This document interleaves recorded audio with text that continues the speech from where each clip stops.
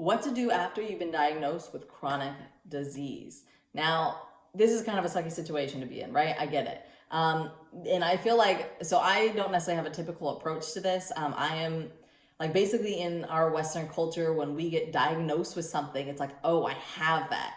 And I'll be honest, in a lot of ways, it's an excuse to just be that, to allow it, to feel powerless around it. But the truth is, it's just a name. It's a name for a state. It's a name for a situation that's going on in your internal environment, in your body.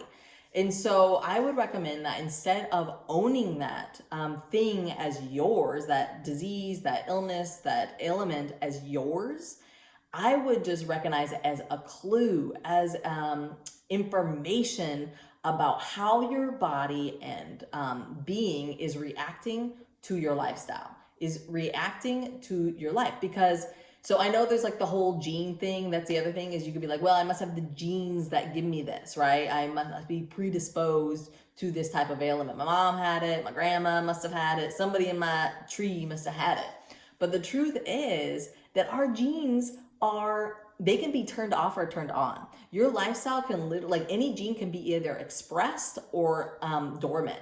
So just because you have a gene that might lead to breast cancer, like I do, my grandma had breast cancer, that gene can be completely dormant, inactive, not affecting me if it's not turned on. And how do you turn them on or off? Environment, lifestyle, what you eat. What you eat can have a direct impact on whether a negative disease-causing gene is expressing itself.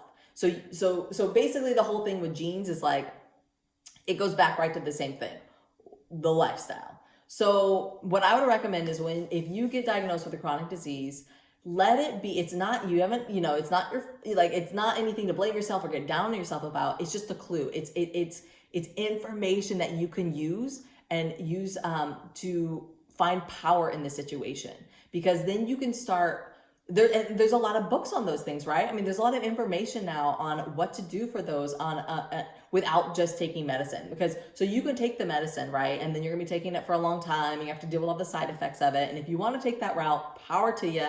But if you don't want to take that route, if you want to get to the root of it and heal yourself, so that you don't have to deal with it itself or the side effects of the medication, and you want to get your system thriving without that, then let it inspire you to take action. Let it inspire you to see what's really going on, see what your actions have added up to.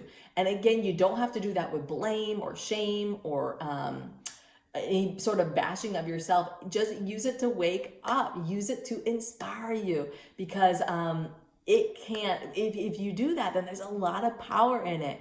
And the good news is, and then you're then transforming what is a bad situation, a negative thing, a problem, into a possibility. And when you turn that problem into a possibility, you are unstoppable. You will grow in spades, and you'll look back on that and you'll see it as an actual blessing, because without it, you wouldn't have woken up. You wouldn't have taken the actions to heal, to thrive. I mean, I look back at all I have struggled with eating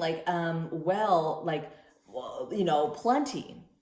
Like I would just struggle with and I always think of myself as having a sensitive gut, but I'm actually grateful for my sensitive gut, because without it, I would not have been paying attention to what I eat as much. And I would have just been eating the typical American diet, which I call the industrial diet, which directly causes disease. So luckily I have a sensitive gut, which could be a nuisance or annoying, but instead I see it as a blessing, because it forces me to have to pay more attention and to be more mindful about what I eat. And in the same way, if you get diagnosed with a chronic disease of any sort, if you can see it as a blessing and use it to wake up, you will see that that in the end, it is a blessing that you can be grateful for. So let me know what you think.